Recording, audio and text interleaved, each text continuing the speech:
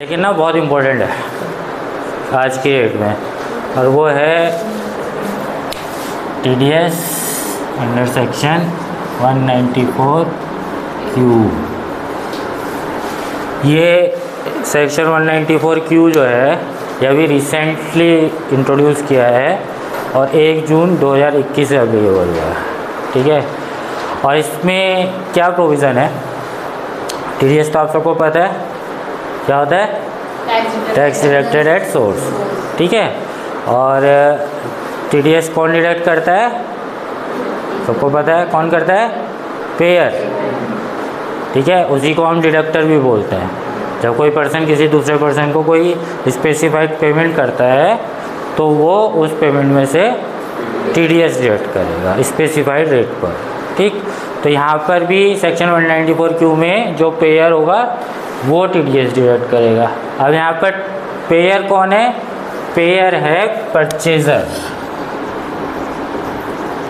Purchaser of goods, ठीक है। जो परचेज कर रहा है, गुड्स परचेज कर रहा है, ठीक। पर हर एक परचेज़र के ऊपर ये सेक्शन एप्लीकेबल नहीं है, उसकी कुछ कंडीशंस हैं। मतलब हर एक परचेज़र को TDS नहीं डिडक्ट करना, ठीक। उसकी कंडीशंस हैं। कंडीशंस क्या हैं, वो परचेज़र जिसका प्रीवियस ईयर में टर्नओवर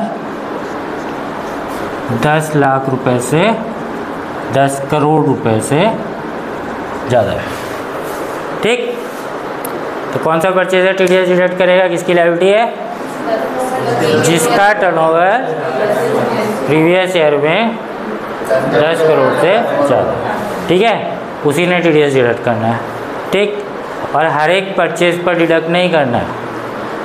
ऐसा नहीं कि वो किसी से भी माल खरीद रहा है और उसको पेमेंट TDS डिडक्ट करके कर रहा है, ऐसा नहीं है, ठीक है। उसमें भी एक कंडीशन है, सिर्फ उसी सेलर का TDS उसने डिडक्ट करना है जिससे उसने प्रीवियस ईयर में 50 लाख से ज़्यादा का सामान खरीदा।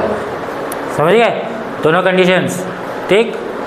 तो एक तो जो परचेज़र है, जो माल खरीद रहा है, उसका टर्नओवर प्रीवियस ईयर में 10 करोड़ से ज़्यादा होना चाहिए, तभी उसको TDS डिडक्ट करना है, ठीक है। तो अगर मेरा टर्नओवर प्रीवियस ईयर में 10 करोड़ से कम था तो मुझे कोई TDS डिडक्ट नहीं करना परचेज ऑफ गुड्स में।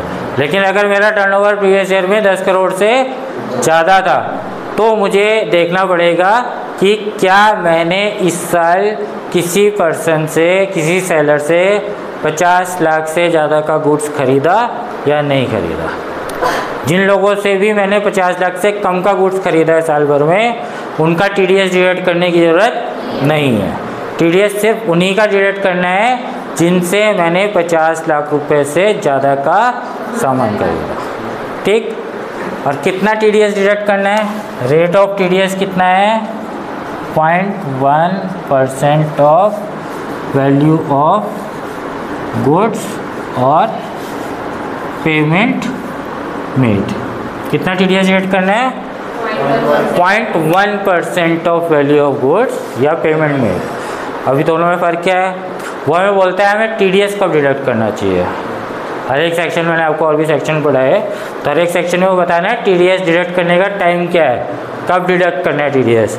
तो इस सेक्शन में वो बोलता है at the time of credit to the account या at the time of payment, दोनों में से जो पहले आएगा, ठीक है। यानी अगर आपने पेमेंट पहले कर दी तो आप पेमेंट करते टाइम TDS डिडक्ट करोगे। अगर आपने उसके अकाउंट को क्रेडिट कब करोगे, आप उसके अकाउंट को जब परचेज़ करोगे, ठीक है। तो जब परचेज़ किया आपने, उसके अकाउंट को क्रेडिट किया, वो पहले आ रही है एंट्री, तो उस टाइम डिडक्ट करोगे। तो दोनों में से जो पहले आएगा, ठीक है। तो आपको 0.1% डिडक्ट करना है TDS, ठीक। अब ये TDS जो डिडक्ट होगा ये 50 लाख तक आपको नहीं डिडक्ट करना, ठीक है। यानी आप पहले पूरे साल में देखोगे जिससे आप भी आपकी परचेज़ हो रही है। अगर मतलब एस्टिमेटेड बेसिस पे नहीं चलोगे, आप एक्चुअल बेसिस पे चलोगे, आप उसका लेजर चेक करते रहोगे जो आपका सेलर है, जब तक आपकी 50 लाख तक की परचेज़ नहीं हो जाती आपको कोई TDS डिडक्ट नहीं करना। जिस दिन आपकी 50 लाख से ऊपर चले जाएगी परचेज, उस दिन से आप TDS डिडक्ट करना शुरू कर दोगे और उसी अमाउंट के ऊपर TDS डिडक्ट करोगे जो 50 लाख से ज़्यादा होगी। चाहे सपोज करो अगस्त तक मैंने किसी से परचेज़ की, अगस्त तक उसकी परचेज़ 50 लाख नहीं हुई थी, ठीक है। जैसे ही अगस्त आया मैंने उससे माल ख़रीद लिया, टोटल परचेज़ हो गई मेरी 70 लाख अगस्त में, ठीक है। तो मुझे अगस्त में उसका TDS डिडक्ट करना पड़ेगा, लेकिन कितनी अमाउंट में मैं TDS डिडक्ट करूँगा?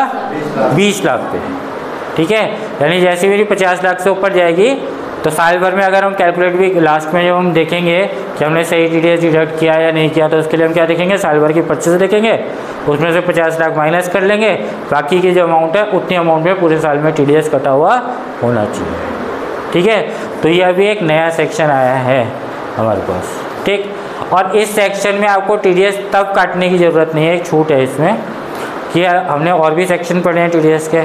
तो अगर किसी और सेक्शन में इस ट्रांजैक्शन पे TDS कटता है तो फिर हम वो वाला सेक्शन इसके ऊपर लग जाएगा और ये वाला सेक्शन एप्लीकेबल नहीं है, ठीक। तो ये हमको ध्यान रखना है, ठीक। तो अगर इसी ट्रांजैक्शन में इस एक्ट के किसी और सेक्शन के हिसाब से TDS डिडक्ट होता है तो फिर हमें उस सेक्शन में TDS डिडक्ट करना है, इस वाले सेक्शन में TDS डिडक्ट करने की ज़रूरत नहीं होगी, डबल TDS नहीं कटेगा ना, ठीक है। अच्छा, आपकी जानकारी के लिए एक चीज़ और बता देता हूँ मैं। हमारे पास इससे मिलता जुलता इससे पहले एक सेक्शन आया था, मतलब पहले साल वो सेक्शन आया, उसके बाद ये वाला सेक्शन आया, वो TCS का था।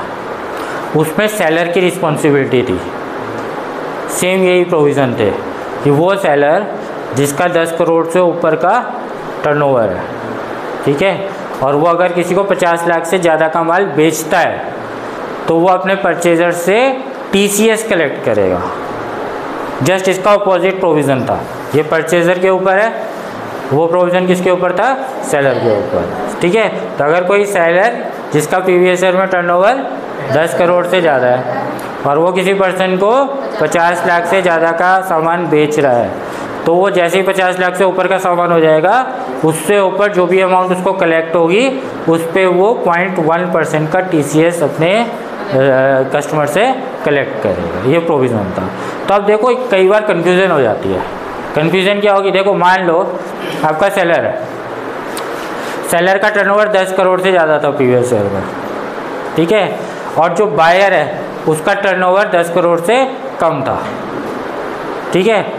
अब सेलर ने बायर को 50 लाख से ज़्यादा का माल बेचा, तो यहाँ पर कौन सा सेक्शन लगेगा? किसकी जिम्मेदारी होगी TDS या TCS में से?